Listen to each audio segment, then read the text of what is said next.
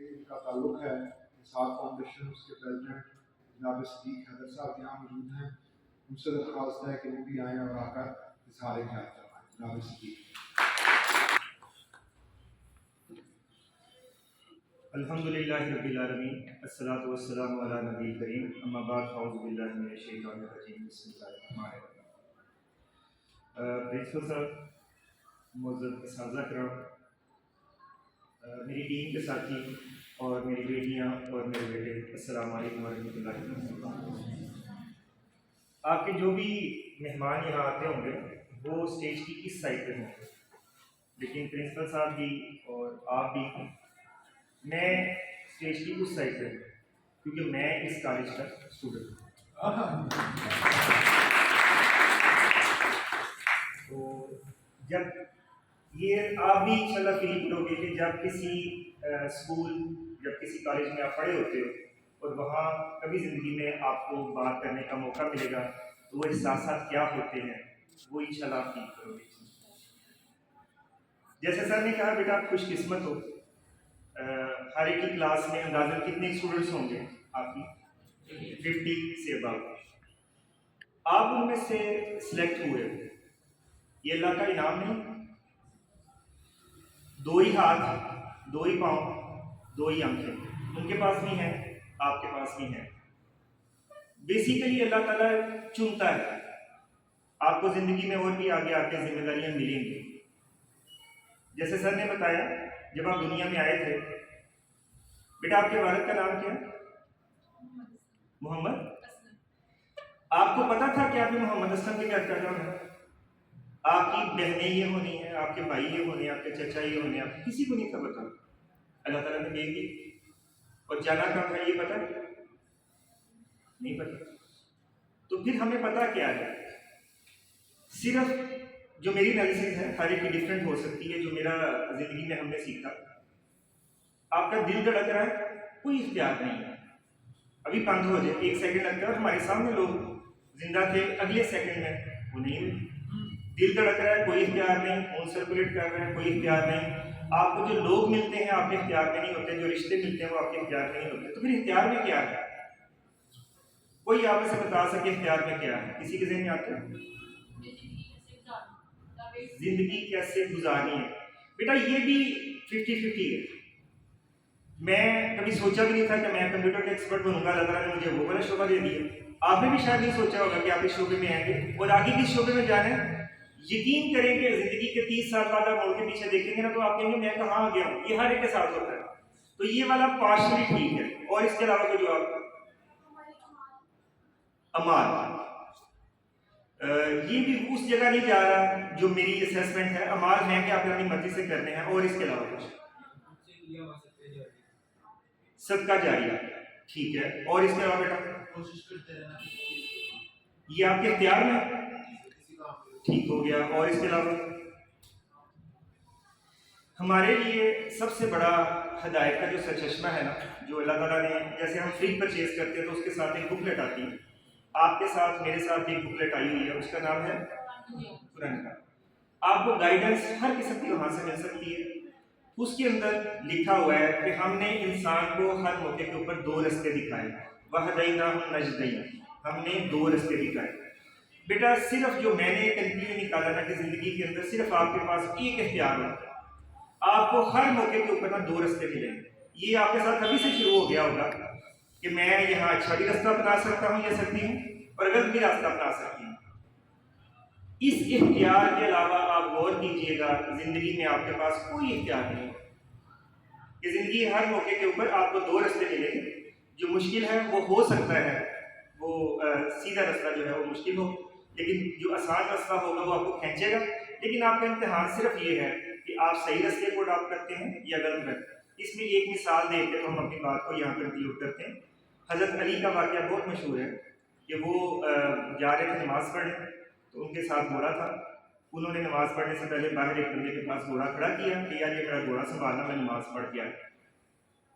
اس کے اوپر زین ایک بیٹھنے کے لیے ہوتی ہے نا، زین، وہ اس کے اوپر لگی ہوئی. حضرت علی اندر جا رہے ہیں تو کہتے ہیں کہ دل میں تھا کہ میں واپس آؤں گا نا تو اس بندے نے میرا گھوڑا سنبھالا ہے، زین سنبھالی، تو میں اس کو 3 درہم دوں گا. نماز پڑھ کے واپس آئے تو وہ بھائی صاحب وہاں سے گیا تھا اور زین بھی وہاں نہیں تھی. تو آپ ہے اللہ کی طرف دیکھ کے وہاں سے تھوڑا یہ گزر. جب بازار میں گئے تو ایک بندے کے پاس ان کی وہ جو تھی نا گھوڑے کی زین وہ وہاں پڑی تھی. تو آپ نے ان سے پوچھا کہ یہ تو یار میری آپ کے پاس کیسے آئی؟ تو کہتے ہیں ابھی ایک بندہ نا بیچ کے گیا. تو کہ کتنے میں خریدی؟ کہتے ہیں 3 درہم میں. غور کریں گے وہ 3 درہم اس کی قسمت میں تھے. وہ اس کے اختیار میں تھا کہ وہ حضرت علی سے پازیٹیو طریقے سے لیتا ہے مثبت طریقے سے یا اس میں نیگیٹو طریقے. بس یہ بیٹا زندگی کا کنکلوژن ہے کہ آپ کو زندگی میں 2 رستے ملیں گے. اب آتے ہیں اپنی طرف. کامیاب ہونا چاہتے ہو؟ سب پڑھائی بھی اس لیے کر رہے ہو, آگے بھی اس لیے جاؤ گے. تو دنیا میں سب سے زیادہ بہترین جو استاد ہے وہ کون ہے؟ سب سے بہترین استاد دنیا میں ماشاء اللہ. آپ بلیو کرو کئی کالجز اور کئی جگہ پہ جب ہم نے بات کی ہے نا تو کئی لوگوں کا یہ جواب نہیں ہوتا. آپ کو یہ پتہ ہے تو یہ آپ کی خوش قسمتی ہے. تو ہم اپنے اس رہنما سے, اپنے اس استاد سے, اپنے نبی صلی اللہ علیہ وسلم سے پوچھتے ہیں کہ کامیاب انسان کون ہوتا ہے. نبی پاک کی حدیث ہے, ہر حدیثوں کی کتاب میں آپ کو مل جائے گی. خیر الناس من ينفعون, لوگوں میں سے بہترین وہ ہے جو دوسروں کے لیے نفع بخش ہے. نفع بخش. آپ ماشاء اللہ وہ اسکول کے بچے نہیں, آپ سمجھتے ہو اس چیز کو, جسٹ ہنٹ کروانا تھا سر. نفع بخش یہ بھی ہے کہ کوئی سڑک پار کر رہا ہو, سڑک پار کروا دی. کوئی آپ سے کوئی ایڈریس پوچھ لے تو لاہوریوں کی طرح اس کو غلط رائے میں ڈال دینا, اس کو صحیح ایڈریس بتا دینا. کوئی آپ سے کوئی چھوٹی موٹی مدد ہے, یہ بھی یعنی آپ دوسروں کے لیے نفع بخش ہوں. اگر آپ نفع بخش ہوں گے تو یقین کریں آپ زندگی کی جس فیلڈ میں ہوں گے, آپ ڈاکٹر ہوں گے, آپ استاد ہوں گے, آپ کچھ بھی ہوں گے نا, تو آپ کامیاب ہوں گے. ہمارے سامنے ایک مثال ہے ڈاکٹر طاہر بٹ صاحب جن کے ہاسپٹل میں ہم بیٹھے ہیں, اور سر اس طرح کے ایک اور ڈاکٹر ہیں جو میں سمجھتا ہوں کہ لوگوں کے لیے اچھا کام کر رہے ہیں. وہ بیٹا جب ہاسپٹل میں ہوتے ہیں نا تو ہاسپٹل سے رش نہیں ختم ہوتا. وہ موٹر سائیکلیں باہر اسٹینڈ پہ بڑی پڑی ہیں, اندر بھی رش نہیں ہوتا. اور جس دن خدا نہ خاصہ ڈاکٹر صاحب کہیں گئے ہوئے ہیں نا تو وہ ہسپتال باں باں کر رہا ہوتا ہے, وہاں بندے ہی کوئی نہیں. تو یہ فیض یہ کب ملتا ہے؟ جب انسان لوگوں کے لیے نفع بخش ہوتا ہے. جو رزق آپ کی قسمت میں لکھا ہے وہ آپ کسی جزیرے میں بھی چلے جاؤ گے نا, وہ اس نے پیچھے گھوم پھر کے آ ہی جانا. تو جو نفع بخش ہوگا وہ زندگی میں کامیاب ہوگا. ایک بات یہ ہوگا. اب سر نے جو بات بتائی ہے بلڈ والا, سر میرے بھی استاد ہیں. یہ جتنا کچھ ہم نے سیکھا ہے سر کے فیض سے ہے. سر بچپن میں ہمیں لے کے نکلتے تھے, ہم سیلابزت گان کے لیے پیسے اکٹھے کرتے تھے, ہم ریلیز کرتے تھے. سامنے سر نیشنل سینٹر ہوتا تھا تو ہم یہاں پہ ہوتے تھے, تقریری مقابلہ, ڈراماز. تو جو بیج سر نے ہمارے اندر بویا, آج آپ کے پاس آنے کا واحد مقصد یہ ہے, ہماری خواہش ہے آج آپ جی آر بنے ہو, سی آر بنے. آپ نے زندگی میں بھی ایسے ہی بننا ہے. میں آپ کو یقین دلاتا ہوں کہ آپ جو حاصل کرنا چاہو اگر اس کے لیے مطلوبہ محنت کر لو تو آپ کر سکتے ہو. وہ حاصل کر سکتے ہو, ناممکن نہیں کچھ ہوتا, لیکن مطلوبہ محنت نہیں ہم کرتے. تو اگر آپ یہ کر لو گے تو جو سر نے ہمیں سکھایا, اگر میں اپنی کسی ایک بیٹی کو بھی سکھا جاؤں یا کسی ایک بیٹے جو یہاں بیٹھے ہوئے ہیں, یہ کل کو صدیق ہے ذوالفقار صاحب یا بخاری صاحب کی طرح لوگوں کو نفع بخش بن جائے, تو ہو سکتا ہے ہماری لالچ یہ ہے کہ اللہ اسی کے بدلے میں ہمیں ہماری بخشش کر دے. تو ہم چاہتے ہیں, اور آپ کے اندر ایپل 5 آپ نے شاید دیکھا ہوگا, کسی نے ایپل 5 یا 7 کو دیکھا ہوگا آپ نے, اور اب کون سا ایپل آیا؟ 14. ہم کوئی ایپل 5 کے قریب ہے, میں ہو سکتا 7 ہو سکتا 5 ہوں, آپ 14 ہیں.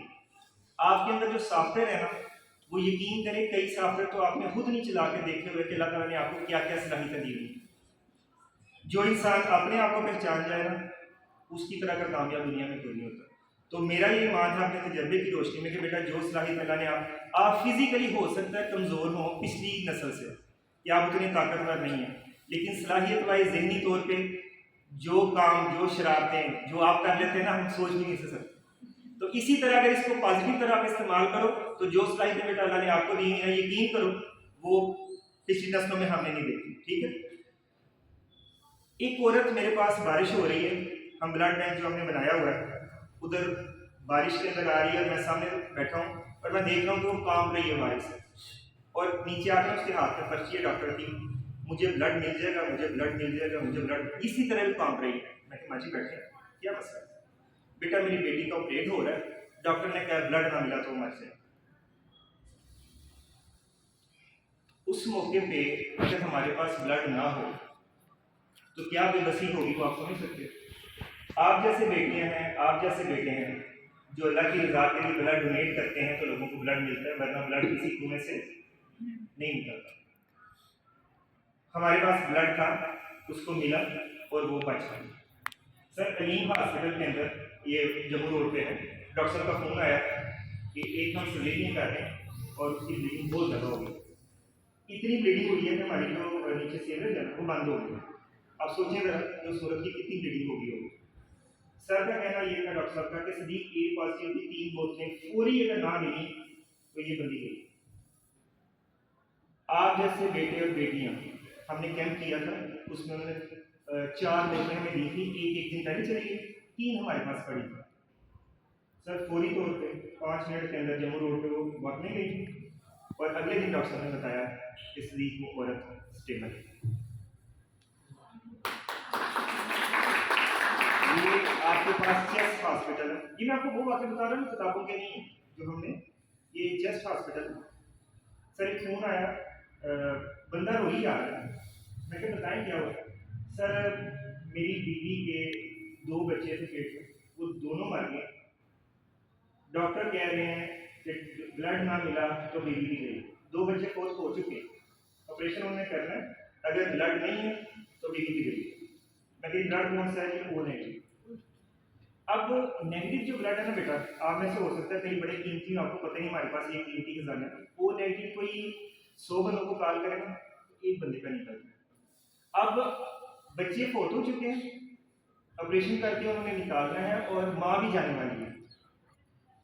او نیگیٹو کی لسٹ نکالی، پہلی لسٹ بندہ نہیں اویلیبل، دوسری نے، تیسرے کو فون کیا تو میرا اسٹوڈنٹ تھا، اس کے بعد میں سر لالی ڈے پہنچ گیا تو ہوش سے آ رہا ہوں، لالی ڈے سے سیدھا چیسٹ ہاسپٹل آتا، سیدھا وہ چیسٹ ہاسپٹل آیا 20 منٹ کے اندر، ایک شخص نے کروایا 20 منٹ کے اندر وہاں آ گیا، اور وہ بھی عورت، بچے تو اس کے ہے پہلے ہی جا چکے تھے اور وہ بھی عورت بچ گئی۔ اور اگلے دن اس بندے نے جس طرح رو کے فون کیا نا، مجھے لگتا ہے بیٹا کہ جس نے بلڈ دیا ہوگا، مجھے لگتا ہے، میرا ایمان ہے کہ وہ جو نیکی تھی نا بغیر لالچ کی، کوئی رشتہ دار نہیں تھا بس جس نے بلڈ دیا ہوا تھا۔ اللہ بہت غیرت مند ہے، وہ کسی کی نیکی ضائع نہیں کرتا، مجھے امید ہے کہ یہ والی نیکی اس کی ذریعہ بخشش بنے گی۔